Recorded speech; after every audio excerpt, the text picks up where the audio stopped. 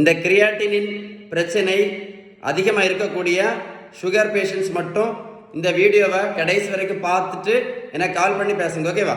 இந்த உலகத்தில் சுகருக்கும் ப்ரெஷருக்கும் மாத்திரை மட்டும் சாப்பிட்டதுனால யாருக்காவது சரியா இருக்கா சொல்லுங்களேன்.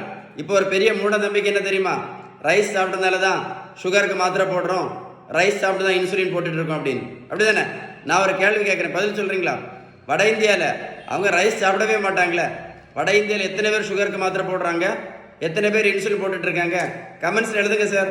இன்னொரு பெரிய மூட நம்பிக்கை, நடைபயிற்சி மட்டும் பண்ணதால யாராவது ஏதாவது மாத்திரை நடத்தியிருக்காங்களா? நடைபயிற்சி மட்டும் பண்ணதால. நல்லா கேட்டுடுங்க, நல்லா கேட்டுடுங்க. 1 கிலோமீட்டர் நடைபயிற்சி பண்ணினா கூட 40லேருந்து 50 கேலரி மட்டும்தான் எரிக்க முடியும். ஆனால் நடைபயிற்சி மட்டும் பண்ணி எந்த மாத்திரையும் நடத்த முடியாது, வெயிட்டு கண்டிப்பாக குறைக்க முடியாது. ஒரு பேப்பரில் வேணால் எழுதி வச்சுக்கிடுங்க, சரிதானே? இதுதான் இப்போ ரொம்ப ட்ரெண்ட். இப்போ சிறுதானியம் மட்டும் சாப்பிட்டா போதும், சுகர் மாத்திரையை நடத்திடலாம், ப்ரெஷர் மாத்திரை நடத்திடலாம், இன்சுலினை நடத்திடலாம், வெயிட்டை வேற குறைச்சிடலாம் அப்படின்னு. யாராவது சிறுதானியம் மட்டும் சாப்பிட்டதுனால ஏதாவது மாத்திரை நடத்தியிருந்தா எனக்கு கண்டிப்பாக கால் பண்ணி பேசுங்க, கரெக்டு தானே? இதுதான் இப்போ ரொம்ப ட்ரெண்ட். இப்போ வெந்தயம், ஆவாரம் பூ, கொய்யா இலை, கிரீன் டீ, மாங்காய் இலையும் இப்போ பயங்கர ஃபேமஸ், கரிஞ்சீரகம், கருவேப்பிலை, நெல்லிக்காய் ஜூஸ், நாவல் பழம். இப்போ ரொம்ப ட்ரெண்டிங்க தெரியுமா? ரொம்ப ட்ரெண்ட். மூக்கரட்டை கீரையும் சிறு குறிஞ்சான் பொடியும்.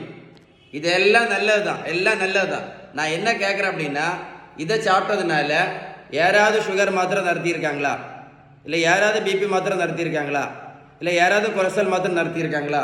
இல்லை யாராவது இன்சுலின் நடத்தியிருக்காங்களா? நல்லா கேட்டுடுங்க, நல்லா கேட்டுடுங்க.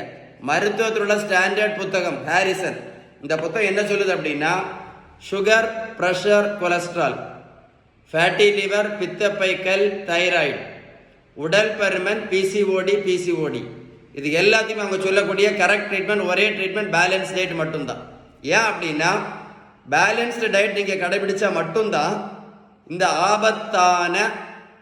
ஆபத்தான இன்சுலின் ரெசிஸ்டன்ஸ் முழுமையாக சரியாகணும் அப்படின்னா ஒரே ஒரு வழி தான், அதுக்கு பேர் தான் பேலன்ஸ் டயட். புரிஞ்சிருக்கும்னு நினைக்கிறேன். அதில் ஒரு கைண்ட் ரிக்வஸ்ட்டாக சொல்கிறேன், இந்த முக்கியமான அவேர்னஸ் வீடியோ கண்டிப்பாக லைக் பண்ணி ஷேர் பண்ணிங்கன்னா இந்த மாதிரி மாத்திரை இன்சுலின் போடக்கூடிய நிறைய பேருக்கு கண்டிப்பாக இது ஒரு அவேர்னஸ் வீடியோ, கரெக்டு தானே? ஏதாவது சந்தேகம் இருந்தால் கமெண்ட்ஸில் GOOD குட் டைப் பண்ணுங்க, கண்டிப்பாக ரிப்ளை பண்ணுவேன். ஏதாவது சந்தேகம் இருந்தால் மட்டும் கால் பண்ணி பேசுங்க, ஓகேவா? Stay tune.